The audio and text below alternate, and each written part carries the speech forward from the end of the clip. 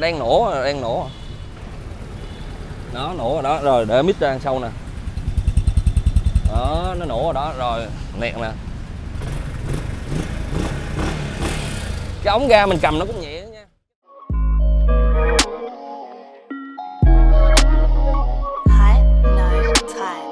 Change the world.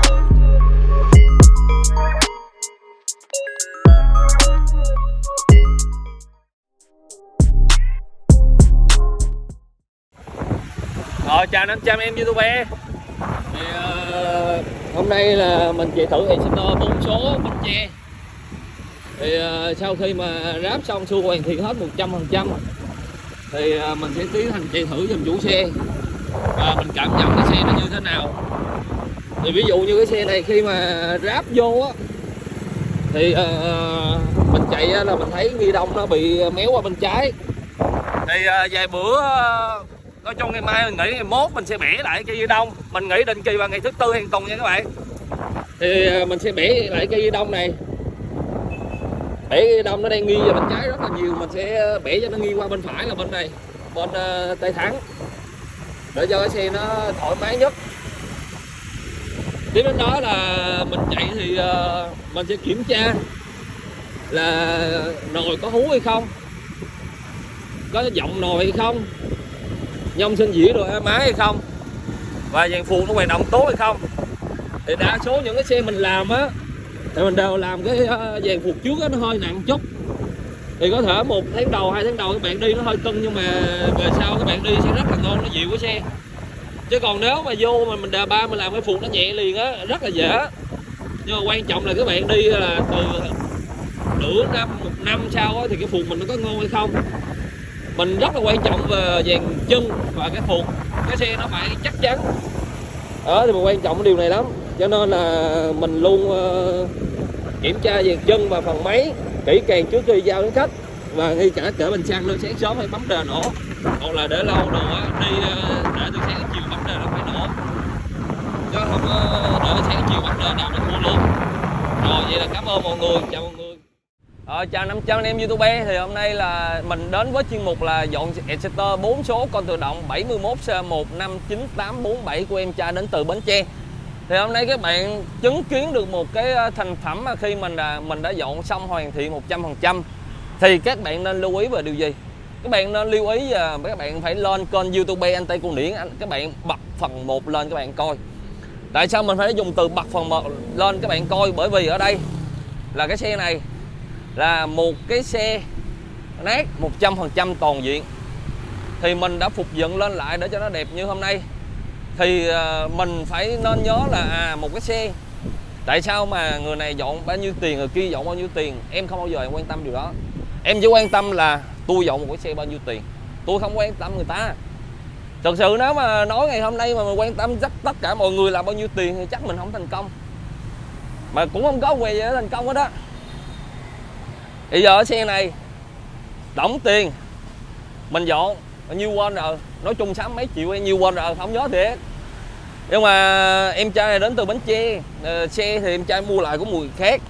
Sau khi mà em trai sang tên công chứng rồi đầy đủ xong xuôi hết, thì em trai mới tiến hành là đưa cái xe này cho mình dọn. Thì ngày mà em trai mua xe xong thì em trai có chạy xe qua tiệm mình hỏi là anh Tây dọn một cái xe bao nhiêu. Mình cũng trả lời luôn, Exciter mình dọn là một cái xe Exciter mình dọn là từ 4 đến 5 tháng và từ 60 đến 70 triệu. Những cái xe nào mà đòi hỏi cao hơn hoặc làm đồ hoặc dọn thêm đồ chơi kiểu thì nó sẽ phát sinh hơn. Thì em trai có tham khảo trên kênh YouTube Tây Côn Điển. Thì em trai nói là anh Tây dọn cho em cái mẫu này giống xe Exciter 4 số Bình Định, Bình Định Đà Nẵng gì đó. Bữa trước Tết mình có dọn một cái xe giống vậy. Thì xe này mình dọn nó gọn gàng hơn chút. Thì xe này mình sẽ không sử dụng full bộ body kit hơn trước, mình tạo cho nó thanh mảnh. Còn tất cả mọi thứ còn lại thì đều giống hết 100%. Nó chỉ khác là cái xe này nó nát hơn xe kia. Rồi xong. Thì bây giờ nếu mà tiến hành vô review một cái xe Exciter, có gì cho các bạn để mà các bạn review. Trong khi đó anh Tây đã tiến hành review cái xe này rất là nhiều. Thì mình xin phép thưa là nó là rất có nhiều cái để nói. Đầu tiên khi mà dọn một Exciter lên cho em trai á, thì bắt buộc phải tham khảo ý kiến là hình dáng, màu sắc, mẫu mã em phải thích cái gì, máy em ra sao. Rồi cái quan trọng nữa là trong dịch Covid 2021 này chủ xe không có lên được mình bắt buộc phải trao đổi qua tin nhắn Zalo rất là nhiều. Số điện thoại Zalo của em là 0933 165 020. Đó, thì bây giờ là mình sẽ giới thiệu các bạn luôn là về dàn ghi đông, cùm công tắc và bao tay. Thì nói thẳng luôn, cùm công tắc ở đây mình thay lại cùm công tắc zin của cùm NVX. Bởi vì thực sự những cái cùm NVX lúc đầu á mình sử dụng rất là ngon, mà sau này ví dụ như cái Đà Nẵng đó mình sử dụng á, thì nó về nó lại bị hư cái chế độ là tắt máy của cái xe.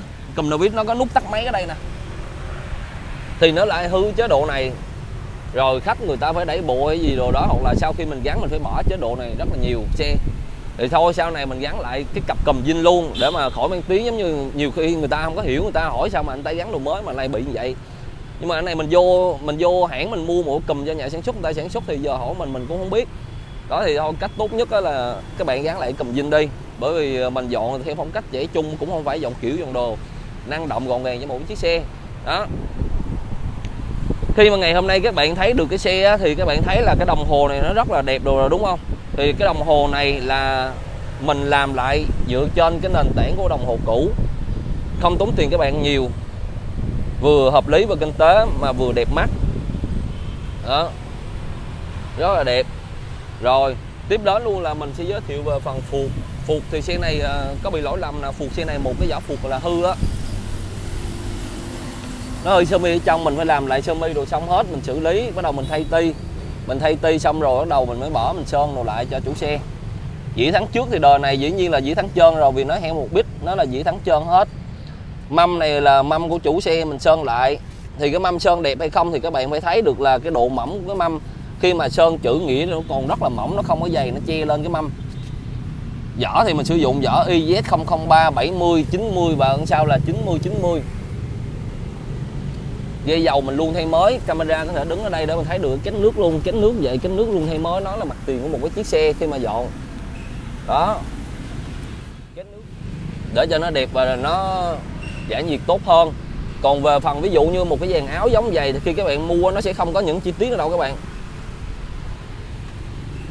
Khi các bạn mua full dàn áo, mua đầy đủ cái nào luôn, bởi vì sao những cái bộ phận này nó không nằm trong dàn áo, nó trong catalog hãng nó sẽ không nằm trong dàn áo. Cái này là một, cái tam giác này là 2, cái nắp mang cá là 3, nó không có nằm trong dàn áo. Đó.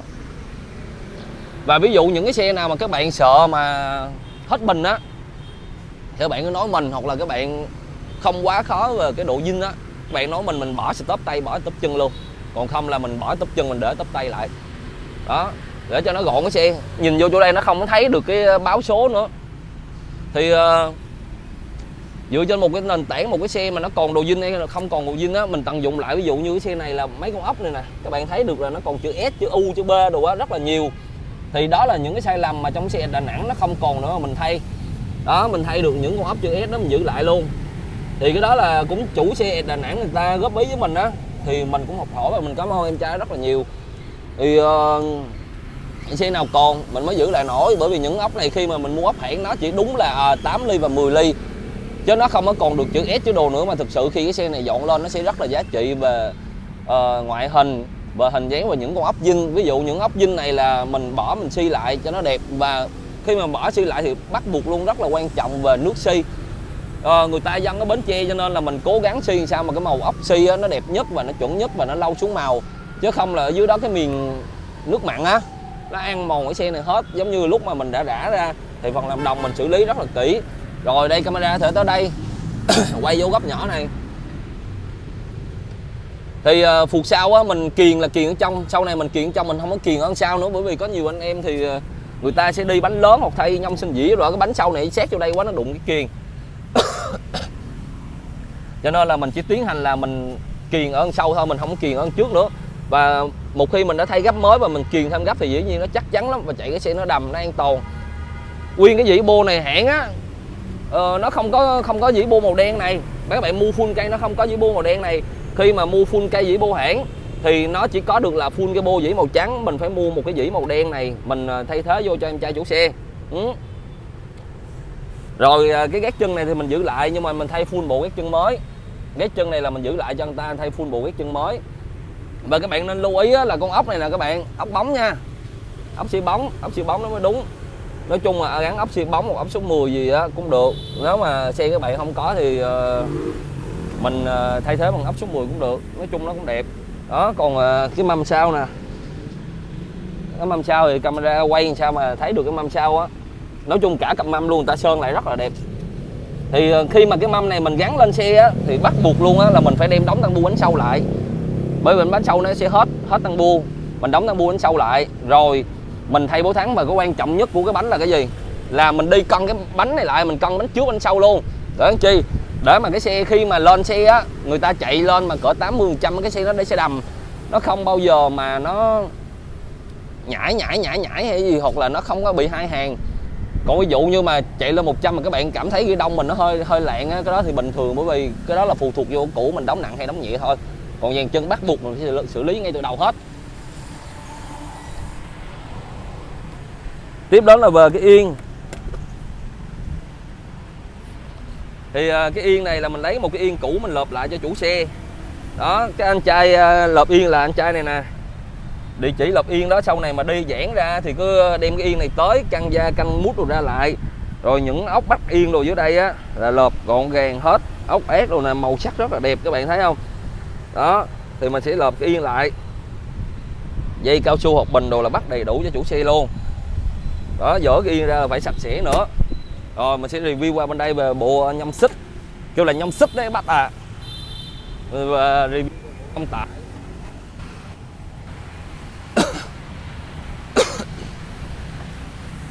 Cái này thì 7075 DD vàng, dĩ là hộp kim nhôm.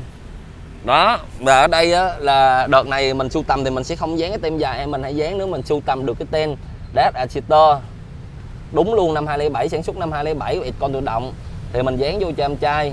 Đây là những cái chi tiết mà kêu là nó độc lắm các bạn, không thể nào dùng tiền mà các bạn mua được. Thì mình đã đặt một chuỗi series về tất cả dòng Exciter, tem thông số của nó, rồi của Supreme, của Fusion 1, dạ cảm ơn chú. Đó, thì mình gắn vô hết cho nó. Và phần bên cái nhông sinh dĩa này và phần cạc te các bạn thấy mình xử lý rất là gọn hơn, để cho nó tăng cái độ ngầu của xe và nó nhìn nó không có bị rối và nó không bị thô. Bởi vì khi mà gắn mà đầy đủ đúng một cái cạc te, cái bộ che kêu là bộ che sơn á, trắng bùng á, thì nó sẽ qua đây, nó xuống đây, rồi nó lên đây, nó rất là rối và rất là dơ cái xe. Thì tốt nhất là mình nên gắn như vậy để cho nó gọn. Còn ví dụ ý muốn của mỗi người nó khác nhau, thì ai muốn thay đổi sau đó thì thay đổi, nhưng mà mình gắn vậy là mình thấy đẹp nhất.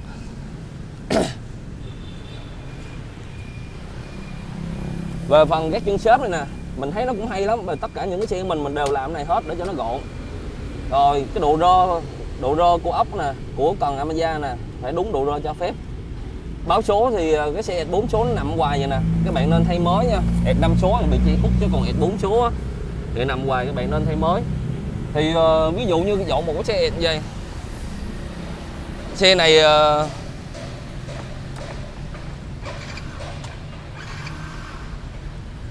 đang nổ nó nổ rồi đó. Rồi để mít ra sau nè, đó nó nổ rồi đó. Rồi nẹt nè, cái ống ga mình cầm nó cũng nhẹ nha. Cái đặc biệt của cái xe ẹt này là 2 dây ga rất là nặng. Nó một dây ga đi xuống tới đây nó chia ra 2 nhánh đó, dây ga rất là nặng, nó nặng lắm.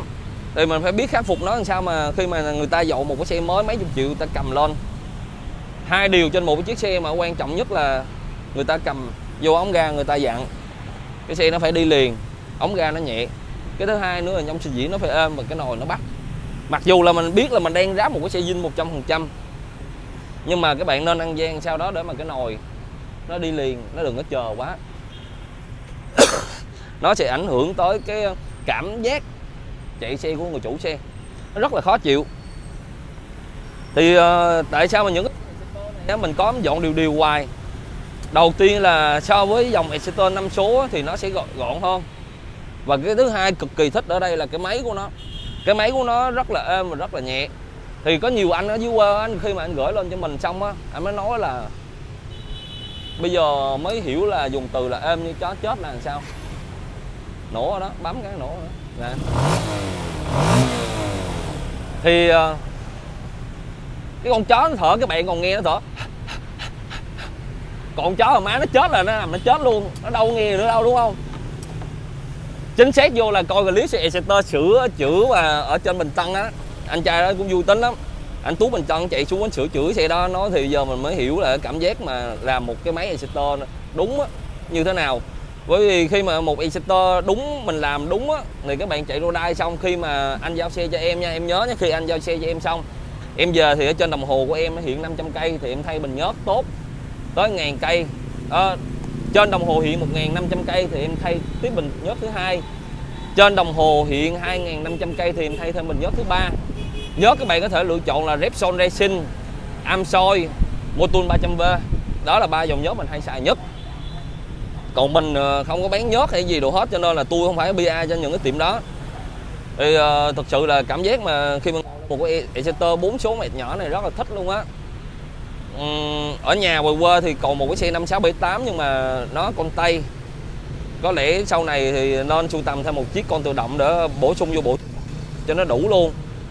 Và xe này thì mình đã chạy thử rồi, thì sau khi mình chạy thử xong á, thì mình sẽ giao cho em trai chủ xe.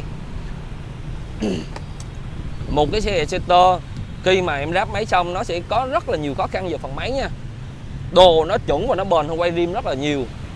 Nhưng mà khi mà Exciter em làm á, đa số em cái này là em trải nghiệm thật sự cảm giác của em về cái dòng S này, về cái phụ tùng mới mua bây giờ. Thì em cố gắng em mua là tất cả những phụ tùng mới chính hãng, nhập khẩu có, nhập Malai có, Indo có, Thái Lan có, dành cho chiếc xe các bạn. Ví dụ đuôi đèn sau là của Thái Lan nè, máy đồ đa số đồ Indo là đồ Malai nè. Nhưng mà những cái đồ mới bây giờ em cảm giác là nó không ngon. Có nhiều xe á là lòng em thay lòng mới mà chạy thời gian bắt đầu nó sổ khói em phải rớt ra em thay bạn bảo hành cho người ta. Thì những cái xe như vậy nè em phải chạy thử rất là nhiều, nếu mà nó có trục trặc gì em sẽ đều bảo hành uy tín đàng hoàng cho khách hàng hết. Và ví dụ cái người khách người ta phải hiểu được mình là khi mà em làm tới đây em giao xe các bạn là cái xe hoàn thiện 100%. Em chạy là máy móc không vấn đề em mới giao, dàn chân không vấn đề em mới giao, dàn áo ôm khít tất cả các cùm các đồ ôm hết thì em mới giao.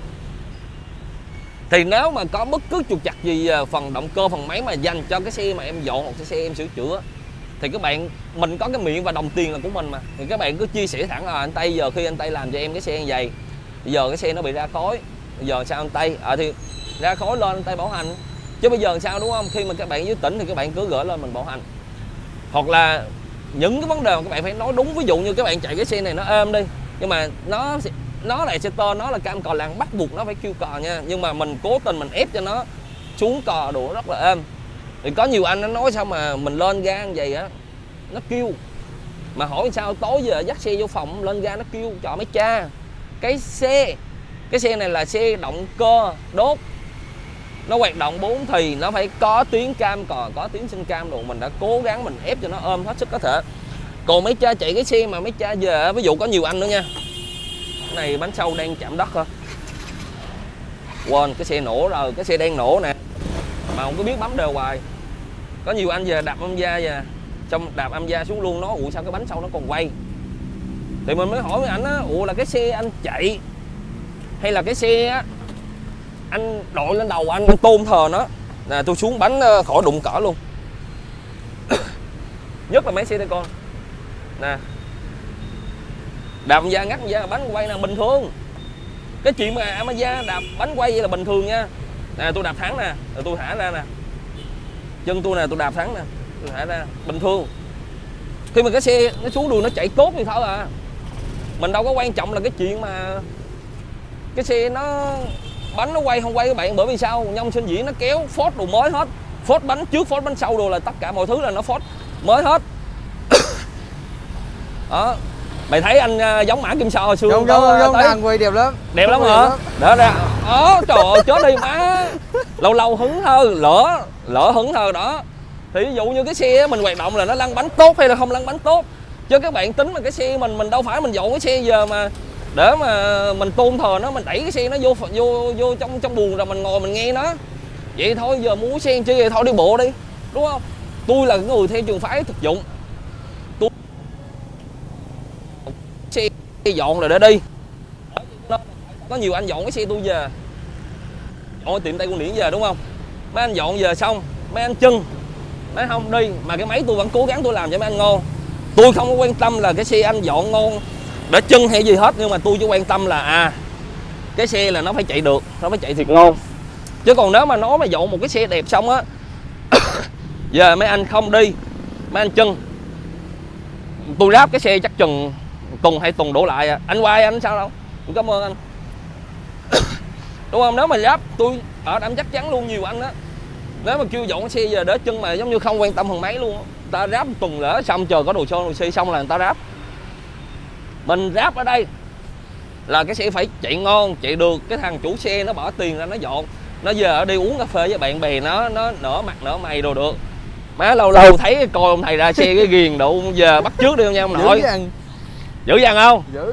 Đó, bữa sau giờ là phải ra xe đồ vậy nha. Cảm ơn 500 anh em YouTube luôn đồng hành cùng kênh Tây Côn Điển. Chúc mọi người có một đêm coi kênh Tây Côn Điển vui vẻ và hạnh phúc bên gia đình. Giữ gìn sức khỏe thật tốt mùa Covid nha anh em. Change